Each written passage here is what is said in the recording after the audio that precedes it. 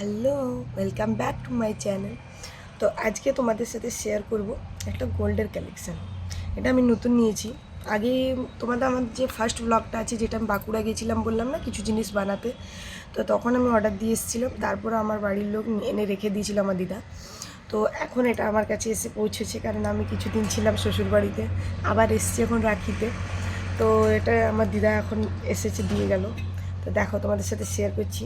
এটা বউ কানের, দেখো, বুঝতে পারছো তোমরা কালেকশন। এটা কিন্তু তো আমি বানিয়েছি বাঁকুড়া সর্বমঙ্গলা জুয়েলার্স থেকে।